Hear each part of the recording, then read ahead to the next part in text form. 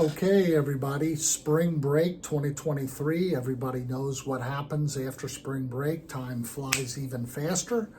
So get ready because we're about ready to take off here. I just want to go over a couple things that are very important. The first one is this. If you got your passport, hide it somewhere safe. Don't play around with it. Don't pass it around for everybody to look at. Don't accidentally wash it in your jeans or pants, because if you do and it's damaged, it is worthless and you won't be able to go. So take your passport if you got it, put it in a safe, put it in a drawer, put it somewhere so that the week before you could put it in your suitcase and you're good to go, okay? Couple things make this invalid. Number one, if it's damaged.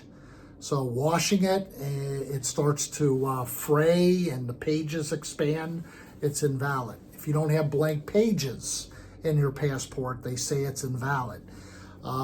If you don't have 6 months of time before it expires, from the day we leave to come home, it's invalid.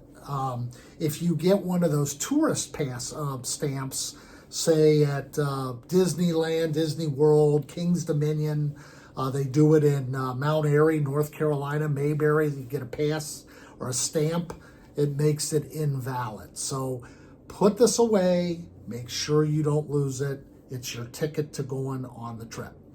And the name that's on here is the name that you're given either Salisbury College in the airline when we purchase the flight, or you're giving it to EF or Explorica in their your account page information.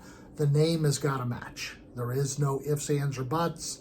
To change it, if it's possible, it's very expensive. So make sure the name matches your passport.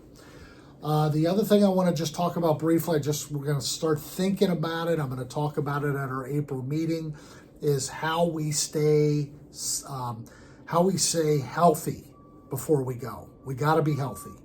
We got to be physically and mentally healthy on the flight and those first couple days so that we get the most out of the trip.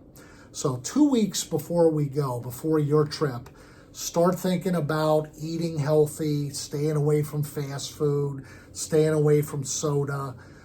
It only makes the jet lag worse. So doing a lot of walking and exercising the 2 weeks before we go is going to help with all the walking we're going to do on the trip. Eating healthy, just preparing your mind is going to really help. So, and we don't want to catch COVID. People are still catching COVID. And so I'm not going to any packed restaurants or bars 2 weeks before we go. I don't want to catch it, spread it to all of you on the flight. So we got to be very cautious and careful and have a game plan of the date 2 weeks before we go so that we're staying safe and that we're staying healthy and that we're ready to go mentally and physically and that we can battle this jet lag. When we're picked up at our destination, we go. I mean, we start the touring, we start the itinerary. We don't go back to the hotel and crash. So that's the worst thing you can do because that's going to extend that jet lag. So we'll talk more about that in April. But for now, please make sure this isn't damaged and that it's safe and that the name is correct and that you're not accidentally washing it in your jeans. That's happened to a lot of people. And I can tell you, a lot of people can't find their passport the day before they go. And it's either really, really stressful or it's really, really expensive. So hide it. We'll talk to you soon after spring break. I'll be out of town starting on Sunday to Jamaica.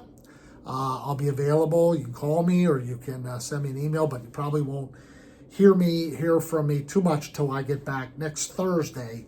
Have a great spring break. We'll talk to you soon.